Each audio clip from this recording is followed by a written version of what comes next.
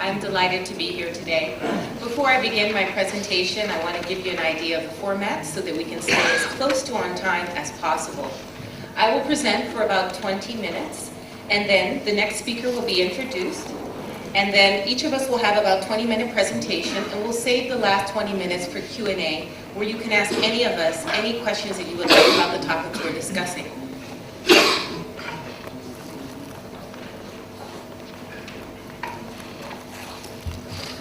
So earlier today, we heard quite a bit about it's more than gender diversity. It's about cultural integration. And I want to thank IMT, Dr. Dogra, and the India International Center for having us here, because I think a critical part of diversity and inclusion does begin with women, sheerly because women represent about half of most populations in the world. And we know also that women make a large percentage of consumer decisions about what happens with regards to child care, buying decisions for household needs, and we also know quite a bit more. I know my colleague, Dr. Bagati, talked about catalysts and our research and how we've expanded over the last 50 years. The only thing that I will highlight about us that has not been addressed as much is that when we look at expanding opportunities for women and business, we've looked at generational diversity. I was one of the authors on that research. We look at talent management. We look at issues affecting a broad range of diverse groups, not just women, because we know they are part of those groups. So, the second thing I wanted to highlight before we begin with Catalyst research is I wanted to talk a little bit more about what it means for women in India, in corporate India. As my colleague suggested, women represent only 11% of CEOs, but what's interesting is women are graduating with higher rates of degrees in undergraduate institutions, at college, and women are receiving MBAs at a higher rate as well. So when we look at those advancements and the fact that India Inc. is in the process of hiring more women, there is ample opportunity to engage diversity and inclusion through women's advancement. And part of the reason this is so critical, as many of you may recall from the pyramid from the last presentation, is that if we have a population of talent that includes women and men that represent all other aspects of diversity, from religion to caste to every other group generational that you can imagine, we have to figure out how can we better maximize the fact that a third of the people getting college degrees are women, and that number is increasing. And what's interesting about that data is it's not just in India, it's global. So when we talk about workforces around the world, we see similar trends with regards to limited women in leadership and advancing up the ranks. And some of you may wonder, well, how is this related to essential contributions to corporate success? The most critical way that it's related is the bottom line. Financial performance has been correlated to the number of women in leadership across organizations in the US. Now, this data set that I'm about to describe is based upon Fortune 500 companies, and what's interesting, it's based upon what companies can actually report and what catalysts can therefore analyze. So what we looked at was the board of directors, so corporate executives. And as you remember from the pyramid, in India, women represent 4.9% of board of directors. And I know there's been a great deal of discussion about why quotas don't work. But what we know in Europe is quotas have actually had a positive impact on the increase of women. Whether that's right or wrong, it's not for me to decide or debate. But what it is to acknowledge is when you look at the return on investment that it has to have a more diverse workforce at the top of your house, then you can see financial performance is critical. So what we did in 2004 is we looked at companies with the highest representation of women on their board of directors. And we compared that on average to those with the lowest representation of board of directors. And what we found is they outperformed financially with 35% return on equity, and there were 34% return on shareholder investment. And when you look at those numbers in 2007, it's even more vast. 53% return on equity and 42% return on sales. So when we talk about what is critical for corporate success, part of it is increasing your financials. one way to increase your financials is a more diverse workforce. And what's interesting about the data, in 2008, what we learned is the more likely companies were to have board of directors that are women, the more likely they are to have senior managers, senior management teams that are more women-driven. And in India, as Deepali highlighted, there's 3 to 6% of senior managers in in companies are women. So why is it critical? Because it affects how companies perform. I just want to give you one other example, and that's gross domestic product. Earlier today, we heard a lot about corporate performance and India performance. How can India be more effective in the development of their people, their commodities, and their corporations? Well, there's research that suggests that gross domestic product is significantly affected when men and women are treated equally when it comes to how much money they earn. So for example, gross domestic product, GDP, in the United States would increase by 9% if women and men earn the same amount. And in the European zone, it's 11 to 13%. And in Japan, 16% increase in gross domestic product. So when we talk about performance and how does it affect men and women and how does diversity pay off, there's significant numbers when it comes to the financials of it. So I want to start with that as a key thing to think about. The second thing I want to talk about is our research on leadership gender gaps in India Inc., myths and realities. And my colleague, Dr. Bagati, actually led this study, and she actually had spearheaded and opened our India office. So this data would not be possible without her. And what's important to know here is there's some things that we think we understand, and until we have the data to show that it's true or false, we're not really clear what the story is, right? So many of us in this audience, myself included at times, might have thought that women and men had different values and goals. Well, what we found about leaders in corporations around Asia, Europe, and North America, this is a global study with a sample that's longitudinal that started in 1996 and went on to 2007. They're post-MBAs, so people from the top MBA schools around the world. And we asked them about their career values, their leadership competencies, and other things. And what we found is the work values of women and men are similar for leaders. So they're looking for the exact same things from their corporation. They want the challenging job and the supportive workforce. They're seeking strong values and integrity. They're looking for a good fit between life on and off the job. Also, when we talk about opportunities for high achievement and advancement, both women and men are seeking those. And most important for many people is compensation. Everyone wants to be valued and compensated for the work that they're doing in the workplace. So part of making a case for gender diversity and inclusion and having an integrated workplace is understanding the things that your employees need that are unique to others and those that are common across leaders. So let's talk about a few other myths. Another one is that women don't aspire to leadership roles. Actually, we found that it's not about aspirations. It's about the workplace advancement barriers that cause women to change some of their aspirations.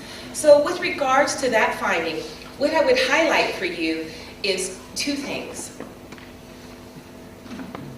The first is that what women have to deal with is the fact that they're less aware of some of the rules and that come with how do I advance. They don't know who to talk, what the next best assignment is, how do I get exposure to that assignment.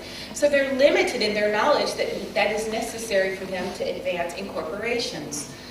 The next myth is really around workplace flexibility.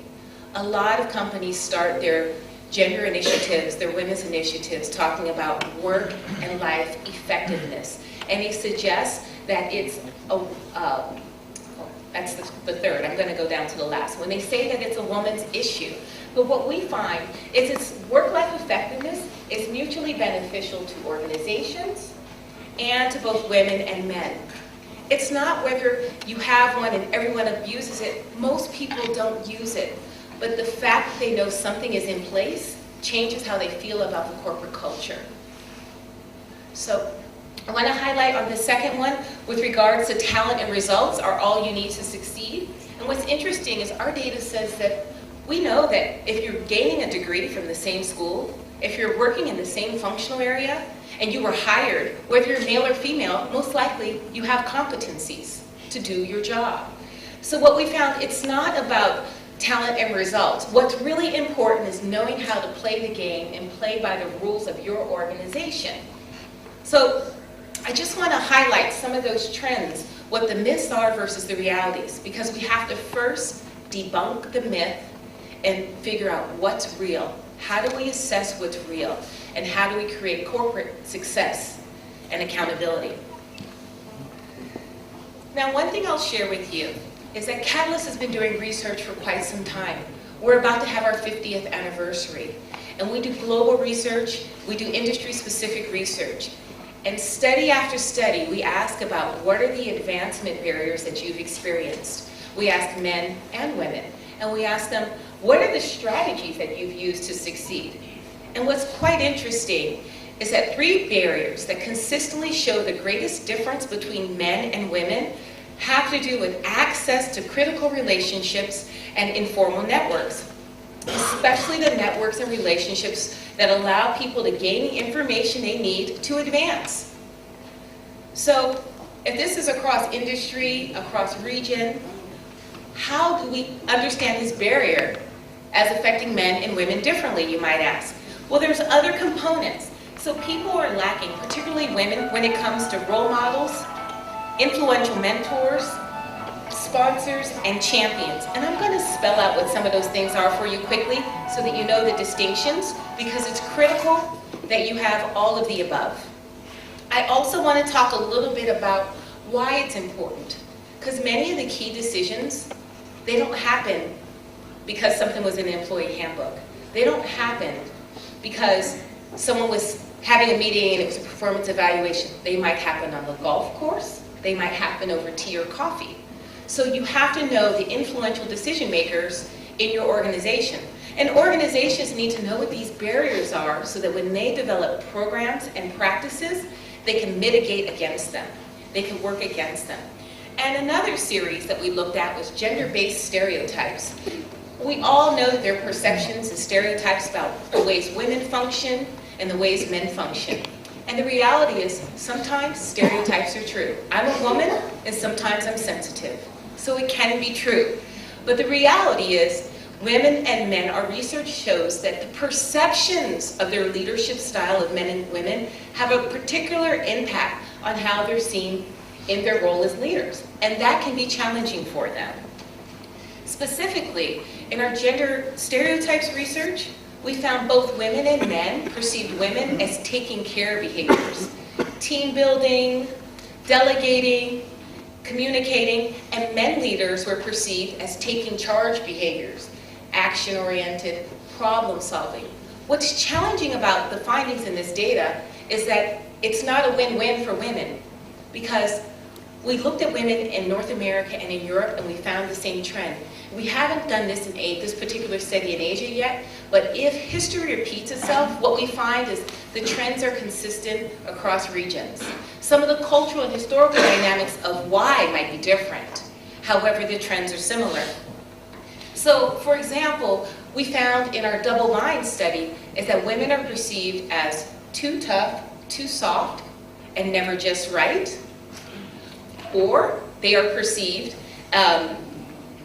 as competent but disliked, which is another key problem. And the third challenge is they have a double standard. They're expected to work twice as hard as their male counterparts for the same reward. We know this is the case because compensation of women across the globe ranges between 73 and 78 US cents to every man's dollar. Now you can convert that to rupees, and that's why GDP is affected. And that's why if you want the best of your financial performance, you have to reward people equally, regardless of what demographic you're looking at within diversity and inclusion. So the key thing that I talked about with one of the myths was not knowing the rules.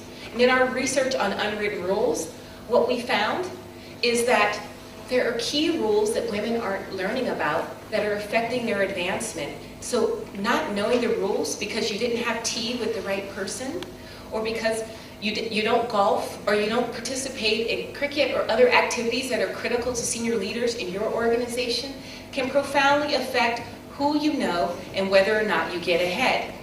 And many of the rules and procedures, as someone mentioned earlier, they're in your employee handbook, right? This is what you're supposed to do. Here are our guidelines. Here's our protocol. But we're talking about the tacit understanding of dynamics that aren't spelled out, that you usually find out because you bumped your head up against the wrong person, because you found out that someone might be blocking your career. And this is important for companies to understand when they talk about success, because they must understand what organizations need to do to create more access and opportunity for diverse groups of employees. So one of the rules for women in particular was making sure that their values and goals were known. Because if no one knows it, they're going to make the assumption that's consistent with the myth. She may not want to advance. She has 3 children. She might not want this opportunity. So it's important for both men and women to understand some of the challenges so that we all can work on making workplaces more inclusive and innovative. So there's one thing that I wanted to highlight when I talked about mentors versus sponsors. In our research series, mentors are not enough. What we find is mentors are insufficient because men and women both have mentors, but men have sponsors. So just to spell out really quickly, a mentor is someone that you sit at the table with, you talk about your career, you talk about your strategy. The sponsor speaks for you when you're not in the room. They have the access to the high visibility assignments, and they tell you, I want so-and-so to get this job. I want someone to get this job because she's competent. Your sponsor speaks for you and advocates for you without you knowing, because they know that if you advance and you're successful, they too will advance and be successful. So there's an important difference between what is a mentor, what is a sponsor, and what is a champion. And you need all of the above. And organizations need to create structures for all of the above. With regards to diversity champions, we have our research series on men as diversity champions. And what we know about that data is that men represent what? Dr. Bagani talked about this briefly on her presentation. They have most of the power in the organizations. They represent a larger proportion of leadership in organizations. So without the advocacy of men, we can't advance diversity and inclusion. It's impossible. If it's got to be a top-down initiative, who's at the top? And our research found that men and women's perception of stereotypes as barriers for advancement are quite different. While only 50% of the diversity champion males and experts we talk to think that's the case, 76% of women disagree. And they talked about fear and apathy. And fear is fear of making a mistake and being wrong in front of women, and fear of being criticized by other men for being involved with diversity and inclusion. And when we talk about apathy, what we're talking about is we all have day-to-day responsibilities in our careers or as students, homework and various assignments we need to get done. So apathy means in the day-to-day rigor of what you need to get done, the deadlines, the priorities, the requests, most people aren't thinking about gender diversity and how does this advance women. So what we found organizations need to do is they need to find ways to train men so that they defy masculine norms. We also found that when men have mentors that are women, highly competent women, senior leadership women, they have a profound effect on how they see gender diversity and how they see women's roles in the workplace. But the most important thing that you need when you're looking, how do we engage the men? There's so many men in the room that have a priority of diversity and inclusion because you're here. You think about how do I engage other men? It's through a sense of fair play. Most men care about what is fair and equitable, and they want the link to how does this relate to my community? How do other managers feel about it? How does this relate to my work role? And with a sense of fair play, you have to be careful of the zero-sum game. Recognizing those things, but recognizing the zero-sum game, meaning some men think, if we advance women, where do the men go? There's only so much space at the top. But the goal is to create competencies and have the best talent at the top, regardless of gender, right? So it's not just, is she a man, is she a woman? Who's the best person? And can we get past the biases and myths to see who is most competent for the position? So I promised 20 minutes, and I only have a few left. So I'm going to be respectful of that, and I'm going to go through the next series of information relatively quickly, because many people have highlighted these strategies for success. Both Catalyst Research and Consulting Services have consistently found these are some core components that successful initiatives around diversity and inclusion need. A business rationale. When you focus on diversity and inclusion, it has to focus on how is it integrated to your organizational goals and objectives more broadly. You have to strategically involve women. If women are your primary consumer decision makers in households around healthcare and a broad range of other things, and they're increasingly graduating at higher rates, how do you market to them? Now there's two practices that I want to highlight in my next 2 minutes. So that's 1 minute each, right? So the first is Baxter International. Now Baxter International, this is an Asia Pacific practice that won the Catalyst Award in 2009. And this was spearheaded by a dear friend and close of mine, Gerald Lima. He's the president of Baxter Asia Pacific. And his charge was he had to integrate 14 regions in Asia Pacific into one. They had worked independently, so we had to find a way to bring them all together under his charge. And what he basically did was, and I should tell you what regions they are because we all know the historical and cultural components that come with that. They include Australia, China, Hong Kong, India, Indonesia, Japan, Korea, Malaysia, New Zealand, the Philippines, Singapore, Taiwan, Thailand, and Vietnam. So, if you've got to make all those regions work together and work cohesively, he did it based on a culture of respect and performance. And the goal of the Asia Pacific leadership team to build Talent Edge was to look for 50-50 parity across leadership in critical roles and above. Critical roles is upper management and higher, and he did it. And he did it in only a few years. If you look at the numbers on the far right side of your screen, you can see that representation of women at the top from 2004 to 2008 went from 31 to 50%. And within the specific countries, 30 to 70% of management executive positions. So it can happen in one country if he can do it across 14. I think it's a powerful practice. You can read more about it on our website. The other one I wanted to highlight is IBM. India, this is a compelling practice. It's most compelling because it looked beyond the employees and diversity and inclusion and looked at the ecosystem, their clients, their suppliers, their business partners, and the community. So they looked at how do we have an impact on diversity and inclusion by examining what's happening across our organization and outside of our organization. And I won't get into details because I want to be respectful of time, but they focused on leadership training, leadership competencies with women across mid-level, senior, and they also worked with schools in India, early childhood educational schools, secondary schools, and they got it done. Thank you so much. Sorry for the rush.